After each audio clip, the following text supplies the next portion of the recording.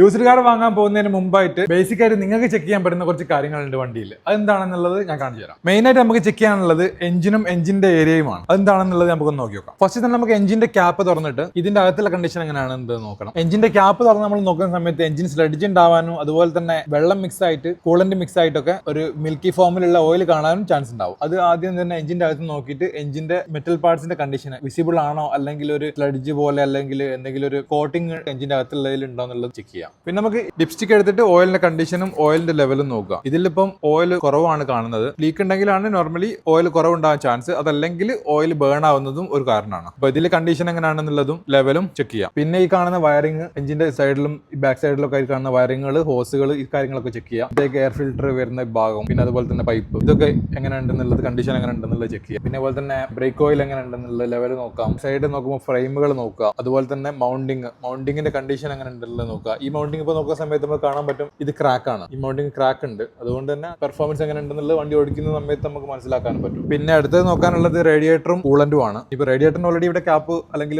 Open ചെയ്ത് നോക്കാനുള്ള ഇതില്ല. ഇതിപ്പോ ഇത് കണ്ടോ, ഓയിൽ മിക്സ് ആയിട്ടുണ്ട് ഈ കൂളന്റിൽ. അതുകൊണ്ടാണ് ഈ ക്യാപ്പിന്റെ ബാക്ക് സൈഡിൽ നമുക്ക് ഇപ്പോൾ കണ്ടോ ഒരു വൈറ്റ് ഫോം ആയത് കാണാൻ പറ്റും. ഇത് ഓയിലും കൂളന്റും കൂടി മിക്സ് ആയതാണ് ഈ കാണാൻ പറ്റുന്നത്. വണ്ടിയുടെ മെയിൻ ഭാഗമായിട്ടുള്ള എഞ്ചിൻ ബേ ചെക്ക് ചെയ്യുന്ന സമയത്തുള്ള കാര്യങ്ങളാണ് നമ്മൾ മനസ്സിലാക്കിയത്. അതായത് എഞ്ചിൻ ഓയിൽ, കൂളന്റ്, പിന്നെ വയറിംഗ്, ഇൻടേക്ക് കാര്യങ്ങളൊക്കെ. ഇതുപോലെ തന്നെ ഒരുപാട് കാര്യങ്ങൾ മെയിനായിട്ട് ഒരു എക്സ്പേർട്ടിന് മാത്രം ചെക്ക് ചെയ്താൽ മനസ്സിലാവുന്ന കുറെ കാര്യങ്ങൾ ഇനിയും ഉണ്ട്. ഈ കാര്യങ്ങൾ നിങ്ങൾ ചെക്ക് ചെയ്തതിനു ശേഷം നിങ്ങൾക്ക് ഓക്കെ ആണെന്നുണ്ടെങ്കിൽ മാത്രം എന്ത് ചെയ്യാം, അടുത്ത സ്റ്റേജിലേക്ക് നിങ്ങൾക്ക് പോയിട്ട് ഒരു എക്സ്പേർട്ടിന് മാത്രം മനസ്സിലാക്കാൻ പറ്റുന്ന ചേസിസ്, ഇലക്ട്രിക്കൽ ഇഷ്യൂസ്, ഇതെല്ലാം അറിയാൻ വേണ്ടിയിട്ട് നിങ്ങൾ എന്ത് ചെയ്യാം, ഒരു എക്സ്പേർട്ടിനെ തീർച്ചയായിട്ടും കോൺടാക്ട് ചെയ്യാം. യൂസ്ഡ് കാർ ഇൻസ്പെക്ഷനെ പറ്റി നിങ്ങൾക്ക് കൂടുതൽ അറിയാൻ വേണ്ടിയിട്ട് നമ്മൾ താഴെ കാണുന്ന നമ്പറിൽ കോൺടാക്ട് ചെയ്താൽ നിങ്ങൾക്ക് അതിനെപ്പറ്റിയുള്ള എല്ലാ വിവരങ്ങളും അറിയാൻ സാധിക്കും.